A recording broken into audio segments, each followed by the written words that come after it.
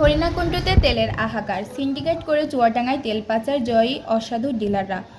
সারা দেশে ন্যায় ঝিনাইদহ হরিণাকুণ্ডুতেও জ্বালানি তেলের তীব্র সংকট দেখা দিয়েছে। তবে এই সংকট যতটা না প্রাকৃতিক তার চেয়েও বেশি কৃত্রিম বলে অভিযোগ উঠেছে।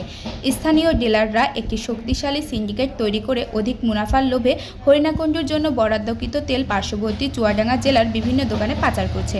ফলে সাধারণ মানুষ তেলের জন্য হাহাকার করলেও পকেট ভারী হচ্ছে অসাধু ব্যবসায়ীদের। অনুসন্ধানে জানা গেছে, হরিণাকুণ্ডু উপজেলার জন্য বরাদ্দকৃত পেট্রোল ও ডিজেল তেল স্থানীয় বাজারে সাধারণ মানুষের হাতে না পৌঁছালে তা নিয়মিত চলে যাচ্ছে চুয়াডাঙ্গার বিভিন্ন উপজেলা ও গ্রামের দোকানে। গোপন সমঝোতার মাধ্যমে চুয়াডাঙ্গার ব্যবসায়ীদের কাছে বাড়তি দামে স্টক বিক্রি করে দিচ্ছেন।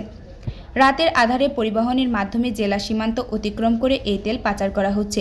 ডিলারদের কাছে তেলের জন্য গিয়ে বারবার খালি হাতে ফিরতে হচ্ছে তাদের। অনেক ব্যবসায়ী অভিযোগ করে বলেন, ডিলাররা আমাদের তেল দেয় না, অথচ খবর পাচ্ছি তারা চুয়াডাঙ্গায় বেশি দামে মাল ছেড়ে দিচ্ছে। এদিকে সাধারণ ভোক্তারা বলছেন, 1 লিটার তেলের জন্য সারা বাজার ঘুরেও লাভ হচ্ছে না, চড়া দাম দিয়েও তেল মিলছে না অনেক জায়গায়।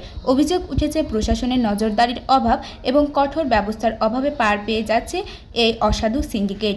তেলের এই সংকটময় মুহূর্তে সাধারণ মানুষের ভোগান্তি পুঁজি করে বিপুল অঙ্কের মুনাফা লুটে নিয়েছে ডিলাররা। সব মিলিয়ে দিন শেষে খারাপ মানুষের পরাজয় আর অসাধু ডিলার ও তেল ব্যবসায়ীদের সিন্ডিকেটের জয়জয়কার পরিলক্ষিত হচ্ছে। স্থানীয় সচেতন মহল অবিলম্বে হরিণাকুণ্ডুর ডিলারদের গুদামগুলোতে অভিযান চালানোর এবং চুয়াডাঙ্গায় তেল পাচার রোধে কঠোর পদক্ষেপ নেওয়ার জন্য প্রশাসনের প্রতি জোর দাবি জানিয়েছে। আমরা তেল রকমভাবে আমরা পানি দিতে পারছি না, আমাদের কিন্তু তেল কিভাবে আলো লাগে যায়। তাহলে আপনি চাচ্ছেন যে যারা পাম্প মালিক কিংবা আছে যারা ডিলার তাদের কি এরা তো যে তেলগুলো নিয়ে আসছে, এরা তো পাম্প মালিক তো আর ওই যে কাগজপত্র দেখে নিয়ে আসছে না।